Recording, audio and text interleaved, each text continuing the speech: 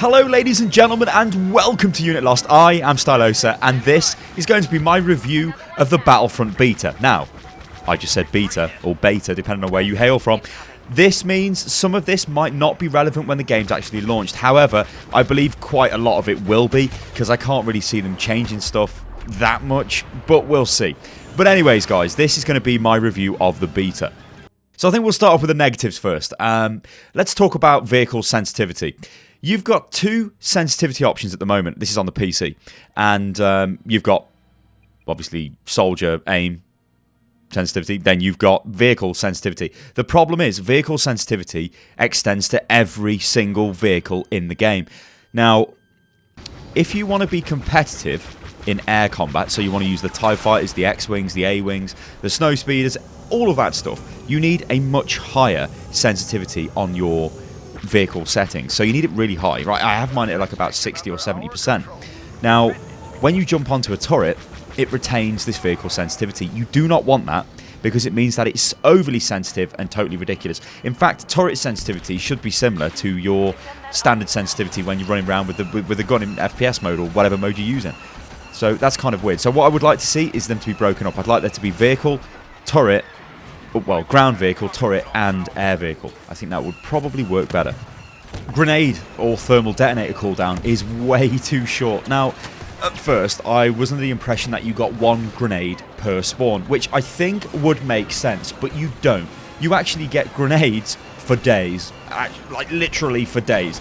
The cooldown is really too quick. So what this means is you can throw grenades, and then by the time you really need to throw a grenade again, you can do it, and then you can do it again, and then you can do it again. It's a bit ridiculous. This does need to be toned down, I think. In fact, I would support them just giving you one grenade and maybe making grenade ammo pickups on the map or something, because the ability for your grenade to just endlessly refresh, in fact you just have unlimited grenades on you, it's just a cooldown, is a bit ridiculous. Now this one is, for me, a major annoyance. It's one of those things which is cool to begin with, and then it becomes really annoying, and then you want to get rid of it. This is when you spawn into a fighter. So let's say we spawn into an X-Wing, okay? We've found the power-up, and we've spawned the X-Wing. The X-Wing, it shows us like a little... We get the little Star Wars fade transition effect on the screen. We get to see a nice side shot of our X-Wing, and then we get to see it flying past the screen, and then it flies forward. And this is great, and then you can see that the enemy are looking at you. You can see their TIE fighters all flying around. You still don't have control of your ship. Oh, and then you're given control of your ship. Now, by this time, it's too late, because after a while, when I became quite good with the aircraft, or the fighters, I guess they're not really aircraft. I guess they are aircraft, but the spaceships, aren't they? Whatever. I quickly realised that the best way to take out enemy flyers, let's say, is to just keep your eye on when they spawn. You can see that they've spawned because they always spawn on the same side of the map, and they're just going forward. And all you can do is you can just adjust your, I guess, intercept trajectory. It's all very technical. And then just come straight in. You've got the lock on. You fire your photons into them. You hit them with like a full round of laser fire. They're dead, or they're very, very close to being dead. Yeah, that needs to be changed. You need to be given control straight away so you can move. So hopefully they change that, because if they don't, it does turn into a bit of a clusterfuck where if you're good, like me, in the air, you can just dominate. You can just fly around and absolutely kill all of the other craft as they spawn, and then you can just go to town on everybody else all over the map. And a lot of the time when I've ended up top of the team, it has been because I've just been solely in the fighters, which seems a bit strange. Anyway, also talking of the fighters, the first-person view is totally pointless. I think it's a nice addition for, oh look, I can see inside the TIE fighter, because the TIE fighter is very iconic from the inside. It's like, wow, you know, you've got the window and all that stuff. It looks fantastic. But the other ones, not so much. I mean, I guess out of all of them, the TIE fighter is probably the most usable because you can see more around you. Like, the problem is when you're in third-person mode with the fighters, you've got a much larger field of view, so you can see where fighters are coming from, where they're going, and you can make course changes much quicker. When you're in first-person in the fighters, it's just you can't really see much. And also the A-Wing has got a really annoying effect on the window, so you can't. It's almost like it's oily. It's quite hard to see out of. So yeah, I think they're nice, but they're just totally unusable, and nobody is really going to ever use them if you're serious about air combat. The power-up collection system is kind of weird at first. Now, what this is you run around and there are power-ups all over the map. and you can pick them up, and they'll give you a certain power up. They could be a usable item, so like a thermal detonator, which is like a large a thermal imploder, sorry, which is like a large thermal detonator. It's quite good. That is actually quite powerful. There are other things like turrets you can get, or maybe the TIE fighter, you find that, or maybe you find the TIE interceptor, or maybe you find the AT-ST, or maybe you find the AT-AT, or maybe you even find Darth Vader or Luke Skywalker. Now, they seem to spawn in the same position all the time. So if you know where they spawn, you can get to them pretty quick and then get into, like, say if you, like me, you like to use the TIE fighters. I know where the TIE fighters spawn, so I'd run straight up to it as fast as possible. I'd even get the jetpack, or the jump pack, sorry, so I could jump really quick towards it, get it, and then get into my TIE fighter and carry on. And that would be my game, getting the, going around in the TIE fighter. But it is weird to begin with, this notion of all these upgrades all over the map, and they do make you more powerful in a lot of ways, especially the thermal imploder for ground combat. I mean, more often than not, combat seems to get stuck in little choke points, and if you throw a thermal imploder down a choke point, well, you're going to get like 5 kills, and it's a bit like, that's a bit like, I don't know. But I think it's just part of the game, yeah, it's Battlefront, and I guess it just sort of ties into it being more of an arcadey style of shooter. But it was weird for me at first, but you do kind of get used to it, I think. So let's talk about the weapons, and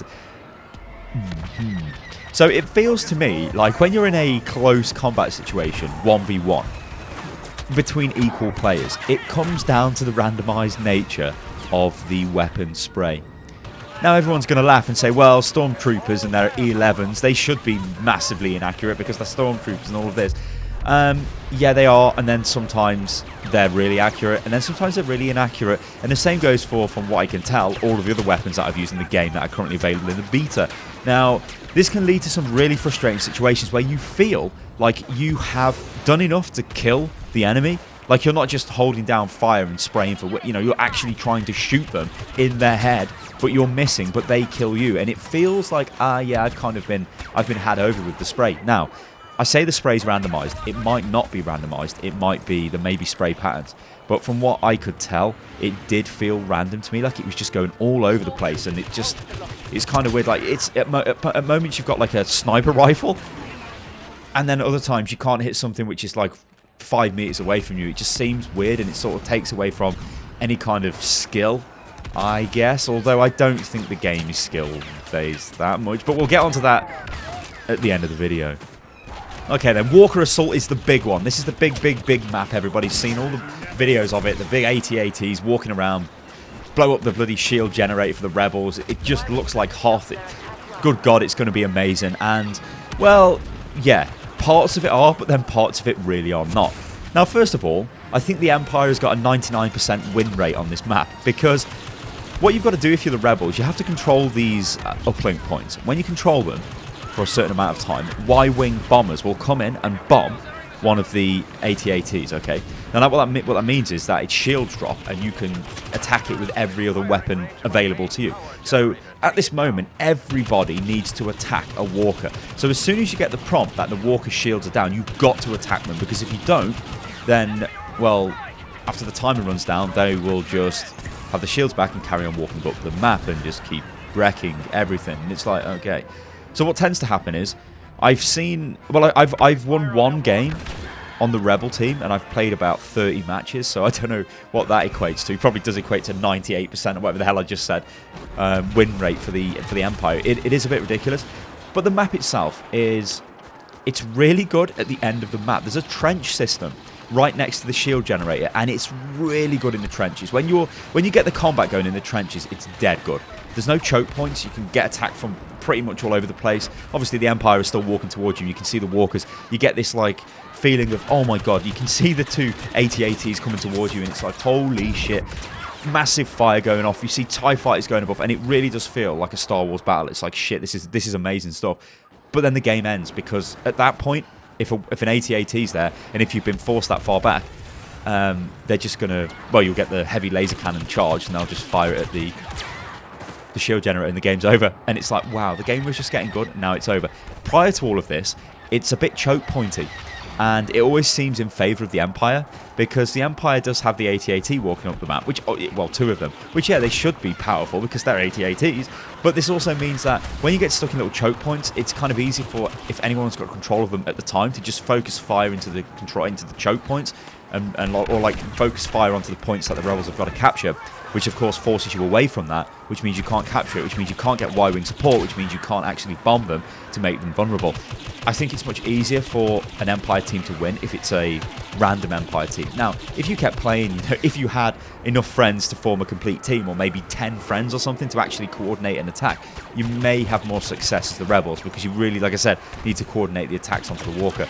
But the balance does seem quite a bit off, and it's quite in favour of the Empire. Also, just jumping back a bit onto the AT-ATs, the power-up for the AT-ATs I found is quite annoying. It's time limited, and I don't like that. I think a lot of people are going to be like, you know what? I'm not a fan of time limited stuff. I should be able to sit in this if I've got the power up for as long as I want. Because there are moments when the AT-ATs are totally ineffective. Like at the start of the game, it's pointless getting into them because they're so far away from any kind of combat that you're just going to be sitting there and, it's boring, But then at some points, it's really good to get into the AT-AT. So, for example, at the very end, when I just spoke about that trench system, next to the shield generator, if you get in it there, it's like a complete crapshoot. You're just firing everything at everybody, calling down orbital strikes, just doing everything. And you can get, it can be quite powerful, that can. I suppose I should kind of maybe talk a little bit about the heroes, although I've not really played that much as the heroes, because it's kind of hard to get their power up, because everybody rushes for it. Although I did play a little bit as Darth Vader, and it feels really, really dopey. It's really stupid. It's like, yes, I'm Darth Vader. I walk really slow. Everybody shoots the shit out of me because I'm Darth Vader. I'm dead. Okay. I think Luke's probably better because Luke's got speed abilities, so he can run around pretty quick and get into the combat. And obviously, both of them one-shot any other player who's on the ground, hit them with a lightsaber or choke them to death or God knows what. In fact, Luke's got like a force push ability, which pushes loads of people over in front of him and just kills them all. It's pretty ridiculous. So yeah, like the heroes are kind of a bit dodgy. It's fun to sort of play as them, I guess, or it's fun to see them on the battlefield. I mean, I killed Darth Vader. I shot him in the back, and that was pretty funny. I was like, well, okay, there's Vader. I've killed him. So it's sort of that cinematic moment, I guess. Like, yeah, I've killed Vader, but yeah, the first time you've done it, it just kind of becomes annoying. And when you see them running around on the battlefield, everybody focus fires them, and they die dead quick. Now, I think it's fair to say that I spent most of my time on Walker Assault. I did play the other mode, which is a small 8v8 close quarters battle, which I did enjoy, but again, this does suffer from problems with the weapon spray. Like, there were times where I was running around absolutely wrecking. I had like 29 kills, 2 deaths. It was just ridiculous. And then I played again, and I didn't feel like I was any worse. Yeah, I was like 11 kills, 11 deaths. It was like, okay, what's going on here? And I kind of want to put that down to the spray. I mean, it might just be me, but I kind of want to put it down to that. I think I've played enough FPS games to be aware of when that becomes, or if it is an issue, because I sat there feeling like I am getting sort of robbed because I should have killed that guy, and it was getting a little bit frustrating after a while. But that map itself was pretty enjoyable. Obviously, it's a faster way to level up your characters because you can get a lot more kills. Well, it depends actually. It is a faster, probably if you're not used to what to do on Walker Assault. As I say, if I get into the TIE Fighter on Walker Assault, it's just a complete massacre. Anyway, moving on. Or the TIE Interceptor, or the A-Wing. I don't really like the X-Wings. Anyway, moving on. Okay, let's talk about some positives, because it isn't all doom and gloom. It's a really fun game to play. I felt like I was playing a game and I was just having fun. They totally captured the Star Wars universe. You do feel like you're on Hoth, on Walker Assault. The sound effects are ridiculous because it's dice. They are totally ridiculous. I mean, there are moments where you drop the... Oh, well... Before I even talk about dropping the personal shield, all of the sound effects, like the weapon fire, the TIE fighters, the lightsaber sounds, everything, it all sounds exactly like it's just been totally lifted from Star Wars, enhanced, and it just sounds awesome. But the shield thing, this gives you an idea to the level of which dice go when it comes to sound. When you drop the personal dome shield for infantry, you go inside the shield and sound changes. Like, as you, let's say it's choo choo choo choo choo. Well, maybe I shouldn't do that because through the power of video, I can just show you right now. So you can see the sound, it's normal, and then it changes. And then when the sound changes and the shield gets hit, the noise it makes is like...